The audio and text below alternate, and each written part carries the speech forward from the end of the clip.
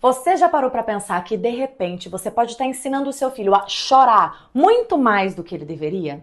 Eu sei que pode parecer muito pesado, mas eu preciso te mostrar o que pode estar acontecendo. Eu sou Camila Tronco, sou psicóloga, especialista em desenvolvimento infantil e mãe de 3 crianças. E se você está aqui porque o seu filho chora por qualquer coisa, quando a bolacha quebra, quando o filminho acaba, quando você diz não e você não sabe mais se você cede, se você ignora ou se você grita de volta, esse vídeo é especificamente para você.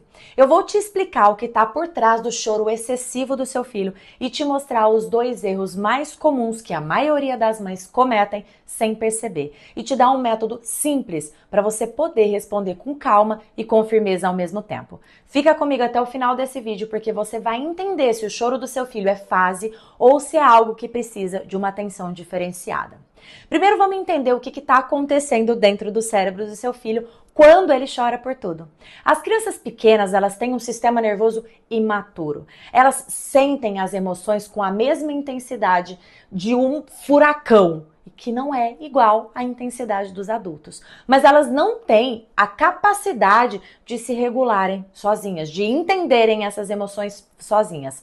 Para elas, uma bolacha que quebrou ao meio é igual uma tragédia real. O cérebro delas não distingue um grande problema de um problema pequeno. Tudo é uau, que gigante, que grande. E isso tem um nome na neurociência: baixo limiar de tolerância à frustração. E é completamente normal em crianças de 2 a 6 anos. Mas existe algo que pode amplificar esse choro. E é aqui que entra a pergunta que eu fiz no começo desse vídeo. Você pode estar, sem querer, ensinando o seu filho a chorar mais. Uai, Camila, como eu faço isso, sendo que eu tento fazer tudo perfeito? Você pode estar fazendo isso através de 2 padrões que a maioria das mães caem sem perceber. Padrão número 1, ceder para qualquer choro. Quando a criança chora e você cede, você dá o biscoito, você liga o desenho de volta, você resolve o problema dela, o cérebro dela aprende. Ah, chorar funciona. Se eu chorar mais, eu consigo tudo que eu quero. Não é uma manipulação consciente, tá? É aprendizado com reforço. É o cérebro dela fazendo exatamente o que ele foi programado para fazer. Ou você está utilizando o padrão 2, que é ignorar ou minimizar o choro.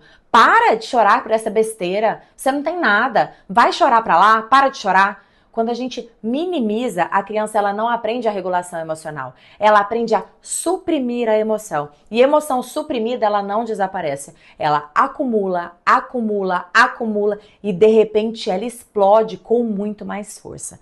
Então, o que fazer? Existe um terceiro caminho. O terceiro caminho se chama acolher sem ceder. É validar o sentimento sem mudar a sua decisão. E tem alguns passos para você conseguir fazer isso. Passo número 1, pare e respire. Antes de qualquer coisa, faça uma pausa sua de 3 segundos.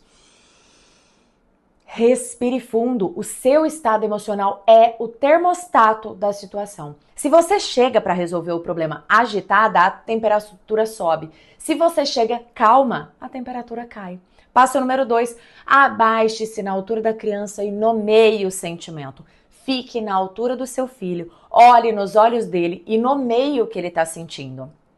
Filho, você ficou frustrado porque a bolacha quebrou. Eu entendo, é chato mesmo quando isso acontece. Entenda que isso não é fraqueza, isso é neurociência. Quando a gente nomeia uma emoção, o cérebro emocional da criança ele se acalma. Umas pesquisas do neurocientista Daniel Siegel mostram que nomear a emoção literalmente reduz a atividade da amígdala, que é a parte do cérebro responsável pela reação de alarme, de impulso. Passo número 3, mantenha a decisão com firmeza e com calma. Então, depois de validar o sentimento, mantenha o limite. Eu sei que você está triste. E a resposta ainda é não. Dito com calma, sem raiva, sem negociação. Firmeza não é frieza, é clareza. Passo número 4, ofereça o suporte, não a solução. Não resolva o problema por ele, ofereça a sua presença. Você pode chorar e eu tô aqui ao seu lado. Ou para crianças maiores, você diz, o que você acha que podemos fazer para que você se sinta um pouco melhor? Quando você para de resolver e começa a acompanhar, você ensina a habilidade mais valiosa que existe, a autorregulação emocional. O seu filho naturalmente vai se autorregular e resolver o próprio BO dele, o próprio problema. Agora a parte que eu prometi. Como saber se o choro do seu filho é fase ou se ele precisa de uma atenção especial? O choro excessivo, ele é esperado e normal até os 6 anos de idade. Mas existem alguns sinais que merecem uma conversa com um profissional. Sinais são estes. O choro é tão intenso que a criança ela não consegue se acalmar, mesmo com a sua presença, por um longo período. Você tá ali, você tá se mantendo ali, trazendo segurança para ela e mesmo assim ela não consegue melhorar. O choro vem acompanhado de comportamentos de autoagressão, como bater a cabeça na parede, se morder, se riscar, se cortar. Se houver uma mudança brusca no comportamento depois de um evento específico, como uma separação, uma mudança, uma chegada de um irmão, e aí o seu filho começou a ter esse comportamento, procure ajuda. Ou se a criança chora de forma excessiva na escola também, e os professores relatam ter dificuldade para acalmá-lo, tá? Se você se identificou com algum desses pontos, isso não significa que algo está errado com você ou com seu filho. Significa que vocês dois merecem um apoio mais especializado. E buscar ajuda é um ato de amor, de cuidado.